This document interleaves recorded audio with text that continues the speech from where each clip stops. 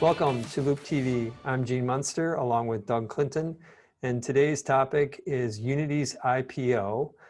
And Loup is an investor in Unity, and Doug is the partner who championed the investment here at the firm. Doug, maybe let's just take a step back and help everybody understand what Unity does. I would say too, everyone at Loup had a hand in championing the Unity investment. Steve Van Sloan in particular on our team has done a lot of work on the gaming space. So thank you, Steve, for that.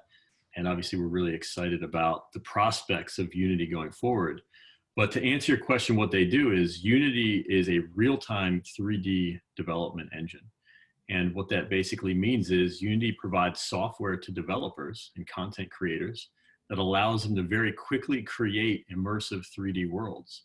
And I think the easiest example to give you a sense of what Unity does is Pokemon Go.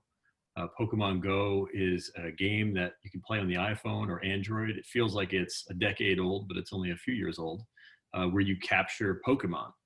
But Niantic, the developer for Pokemon Go, built it on top of Unity. It allowed them to scale the game and build it very quickly. And obviously Pokemon Go has been a huge success.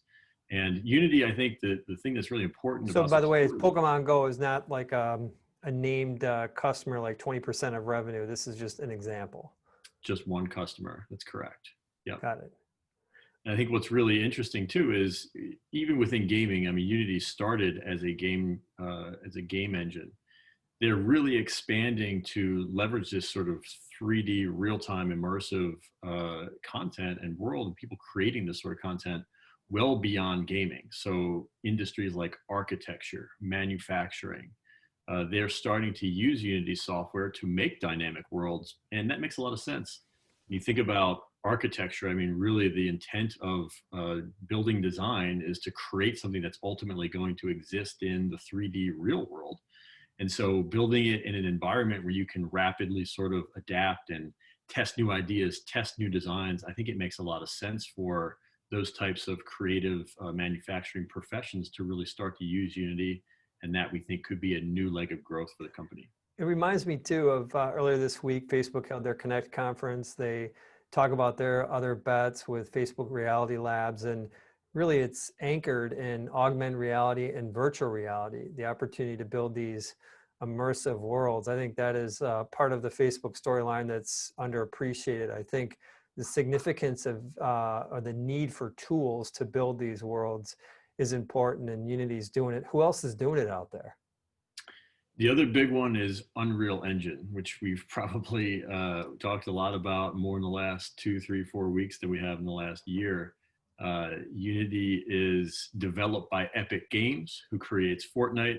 Obviously, they're having a very public spat with Apple right now, and Unreal has actually been a part of that issue. Apple has threatened to remove Epic's developer credentials, which would basically disallow Epic from updating Unreal Engine and essentially make Unreal Engine almost unusable by developers who want to distribute their applications on Apple.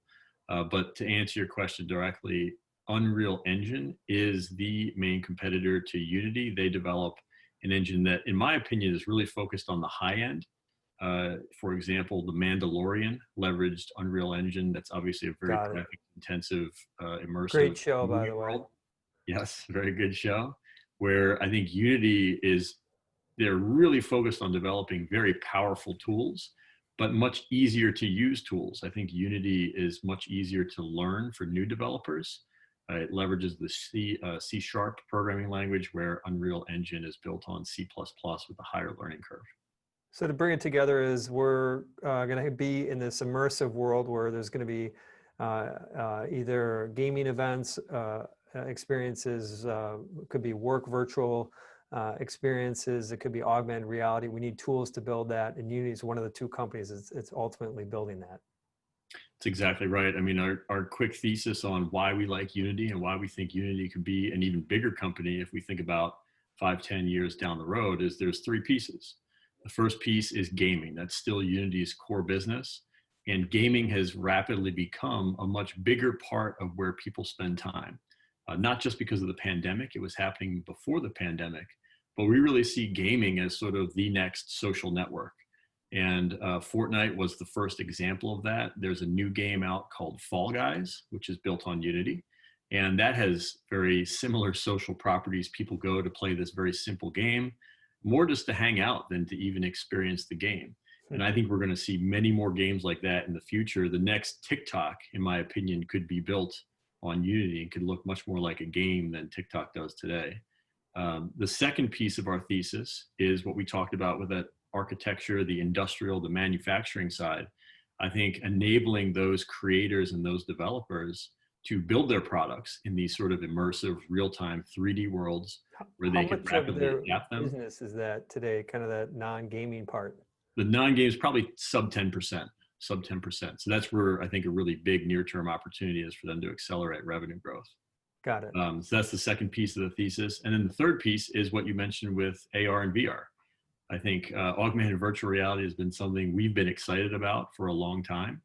It hasn't hit. It's taken longer than we've expected, but we still think it will be a big thing. And Unity is, we think right now, the best tool to develop AR and VR experiences on the market today. Tim Cook thinks it's going to be a big thing. He has said that we're going to look back and marvel how augmented reality has changed the world. And so we're right on the same page with him. The Unity shares are kind of doing the typical IPO pop here. How do you think about valuation, near term, long term? Well, I mean, we're really focused on the long term. That's how we think about investing at Loop Ventures. And so long term, I think that Unity has the potential to be on the par of the next Autodesk. And if things go really well, I think So on par. Autodesk is, by the way, that's about a $50 billion $50 billion market market. cap, and Unity right now is, call it, low 20s billion dollar market cap. Correct. And I think the bull case is maybe they're the next Adobe, and Adobe is at $200 billion plus market cap. So that's more in terms of, or along the lines of a 10x.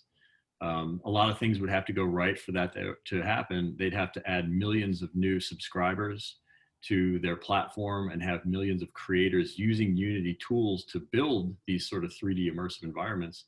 But I do think if we're right about our thesis about gaming, about our thesis about these sort of manufacturing and industrial worlds, and our thesis about AR and VR, you could definitely build a case where Unity has several million subscribers 10 years out and looks more like Adobe than Autodesk.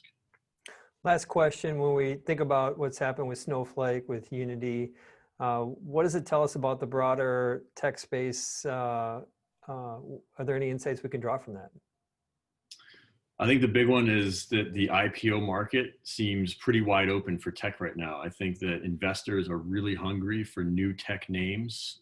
We've spent so much of our careers together, Gene, talking about FANG. And I think every investor in the market has a lot of exposure to the FANG names, and they want some exposure to these new potentially high growth names. I think Unity is a great example of a name like that. I would expect to see more IPOs of some of these companies that have maybe been private for a long time start to come public, because the market is definitely interested in those. And for our sort of fund and how we think about the world, those are the companies that are really exciting over the next 10 years. They'll be the next FANG, and that's where we want to be investing. Love it. That's what we do. Everything we do for the long term. Doug knows it. I know it. The team at Loop knows it. And we appreciate everyone joining Loop TV, and bye for now.